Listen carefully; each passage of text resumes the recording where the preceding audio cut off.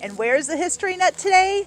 In Lee Township, Allegan County, at the site of the Yellow Motel that once burnt down in May 1997. The tennis courts were put in by Elaine's father.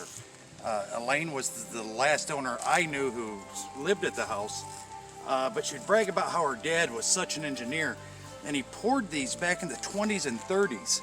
Even today, there's no potholes, no cracks. The concrete it looks brand new, or nearly new. But that was one of his traits, was that he was an engineer. Back in the 20s, they used the Yellow Motel as a summer resort for people out of Chicago. They would ride their horse and wagon up to Pullman and pick up people from Chicago and bring them out for the week. They had different things like trap shooting and just getting away, playing tennis, shuffleboard, everything that you couldn't do in the city. It was just a summer retreat.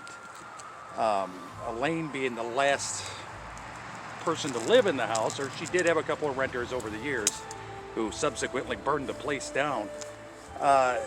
Elaine did have a giant dog, and she would be the old lady standing in the back window in the back of the house.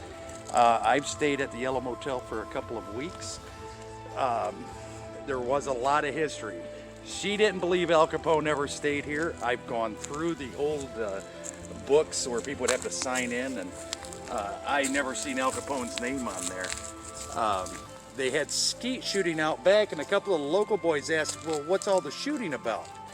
And Mr. Hawtaw said, well, that's Al Capone's boys out back practicing. Another thing is that people would hear like noises in the woods. In the spring, there's artesian springs that pop up through the woods, so you'll hear this water running. I've chased it down in the month of May before. Trust me, it's just an artesian spring. When I stayed there, the house was in shambles, but the guest books were still there. Room 13, infamous room 13, they said would disappear. Well, it disappeared because all the plaster was off the walls, and room 13 was underneath where two roofs had come together, and it had leaked over the years, so the plaster had fallen off, but the lap had gotten dark.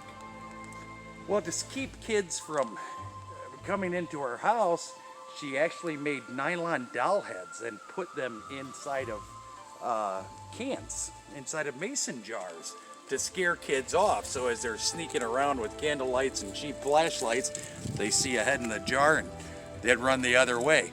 Also, the Yellow Motel, there was no room 13. She just put that up there to scare people.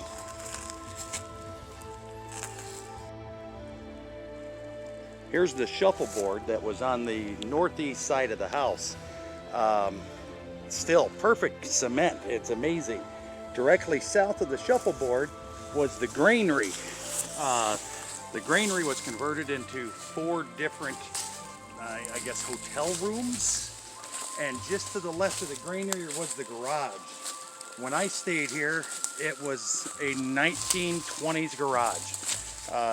Tools for square bolts.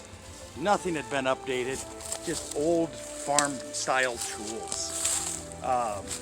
It was a perfect piece of history saved. The house would be to the southwest of the shuffleboard. You can see some of the foundation there piled up through the woods. It's been pretty much torn up. The house was huge. It was kind of built in 3 pieces. You had the front of the house with a beautiful staircase, and there was also a reception desk there. As a kid, I remember going through and reading all of the guest books. I never found Al Capone. The next portion of the house was where the large dining room was. Just a huge table. Everybody ate dinner together. And behind that was the more modern of the house, and it had the kitchen in it, and that's where Elaine and her dog stayed. That's where I stayed when I stayed as a watchman here. It wasn't the most spectacular built house. It was just a large house out in the woods. It was clapboard.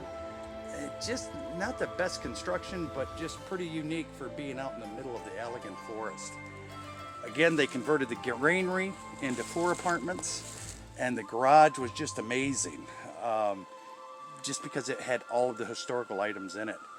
I'm grateful that I got to see all of this and experience it and talk to Elaine.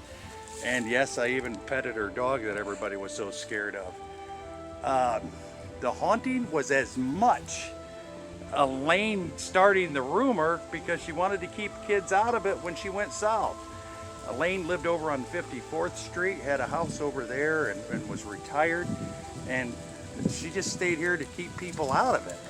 But kids like me would still show up and wanted to find haunted room 13. I stayed here for a couple of weeks alone as a kid. There was never anything that was haunting. Everything had a very logical reason, like the water running through the ditches in the back in the spring. The sounds and the noises of the old black locust trees would be cracking, or the pine cones. You could literally hear pine cones and cedars crack at certain times of the year.